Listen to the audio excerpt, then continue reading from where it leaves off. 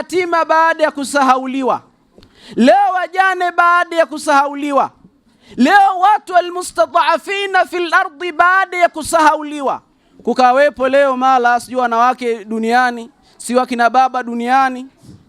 Ndio maana leo unaona hizi genge ambazo zinazosumbua nchi, kwa sababu watu hawana huruma katika mioyo yao, wamesahauliwa, tarbia hakuna, wanawakumbuka hakuna, kwa hiyo wanaona hamna cha kupoteza, hakuna cha kupoteza. Hivi unafikiria kama leo jamii na viongozi wa kidini wa kiroho katika dini yetu ya Kiislamu na katika dini zingine zilizopo duniani, viongozi wa nchi Tanzania na nje ya Tanzania, wangeliibeba hii hadithi, ana wakafilul yatima fil jannati kahataini wa ashara bisababati wal wusta, leo hii dunia ingeliharibika. Leo hizi genge zinazosumbua mtaani zingekuwepo. Leo wanaolala kwenye vibanda vya kina mama ntilia wangepatikana, wangelikuwepo, kila mmoja angelimbeba yatima kwa uwezo wake na nafasi yake.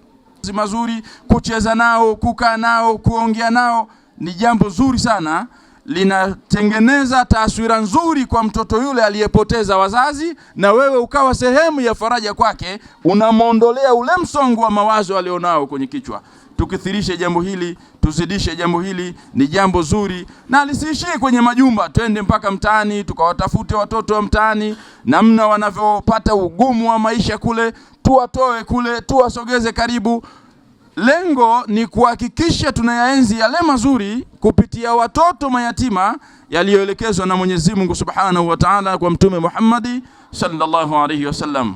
Tumelifurahia sana, haswa sisi ambayo tunawaona watoto wa yatima wanavyoteseka na kuhangaika, hususan kipindi hichi cha shule. Wakishafunga, wakifungua, huwa wazazi wana mawazo makubwa sana. Hatimaye mtu ana watoto 5, 6, anagharamika kiasi kikubwa sana cha pesa kuweza kuwarudisha watoto shule, ikiwa hasa madaftari, uniform na kadhalika.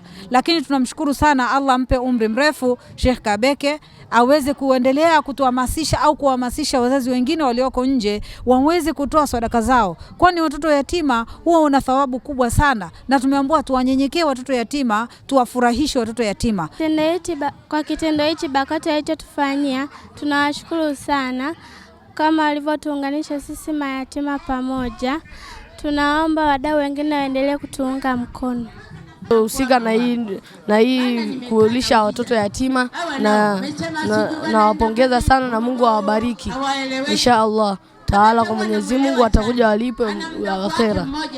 Kwa tukio hili la kula na viongozi wa dini linatuondolea upweke kwa kiasi kikubwa sana, kwa sababu kabla ya hapo tulikuwa tunajihisi, tulikuwa tujihisi kama tunavyojihisi kwa sasa. Shughuli yao ya kula na watoto yatima. Kwa hiyo na sisi kama sehemu ya wateja wa BAKWATA mkoa wa Mwanza, tukaona ni muhimu sana tuweze kurudisha kile ambacho tumepata kutoka kwa wateja wetu kwa njia hiyo katika kongamano hili, kwa ajili ya kuwaenzi watoto yatima na vile kushiriki shughuli za ujenzi wa vituo vya hospitali ambavyo vinajengwa na BAKWATA katika mkoa wa Mwanza katika kila wilaya. Kwa hiyo ndio lengo kubwa lilikuwa ni hilo.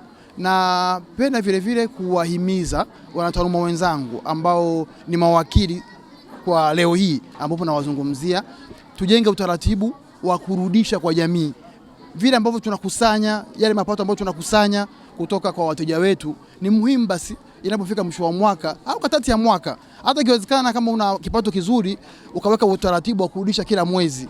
Ila sisi kwa utaratibu wetu tumeweka utaratibu wa mwaka, unarudisha kile ambacho wateja wako wamekupatia, unarudisha kwa jamii ili kuweza kuwasaidia watoto yatima.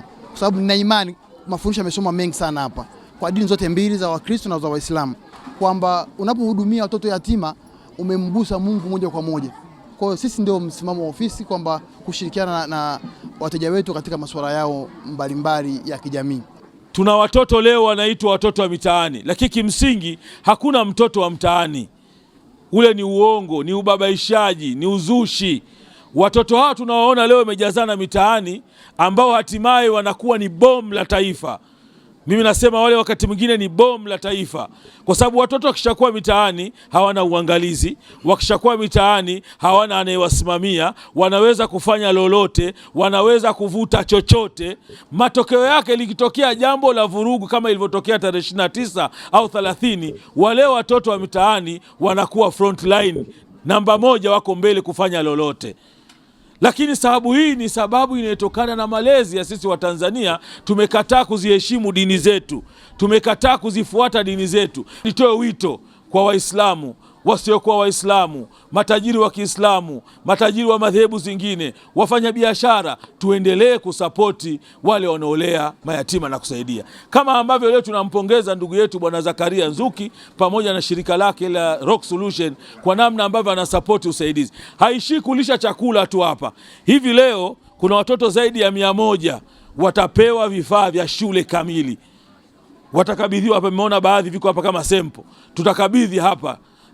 Kwa maana wale watoto yatima watapata baadhi ya vifaa vya kwenda kuanzia shule. Kwa unaona ndugu yetu Bwana Zakaria Nzuki hafanyi kwa maana ya kuwalisha tu, lakini anasaidia pia elimu yao, kwa sababu mtu mwenye kusaidia elimu ndio amesaidia maisha yako, amesaidia nguvu zako, amesaidia kila kitu chako. Kwa hiyo tuendelee kuomba Mwenyezi Mungu Subhanahu wa Ta'ala, wa Tanzania tuamke, tufate mafundisho ya Mtume, tuwalee watoto hawa majumbani.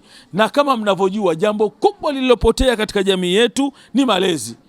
Ikiwa mtoto mwenye baba na mama hana malezi, unasemaje yule ambaye hana baba? Malezi yake itakuwaje? Ziko hadithi nyingi za mafundisho ya Mtume, mpaka yeye mwenyewe Mtume anasema, yeye mwenyewe Mtume ameadabishwa. Iko hadithi Mtume anasema, adabani rabbi fa ahsana ta'dibi. Mungu mimi kaniadabisha. Yani mtu aliyomfunda Mtume ni Mungu. Ndio maana anamsifu kule kwa anasema, wa innaka la ala khuluqin adhim, wewe Mtume Muhammad una tabia njema.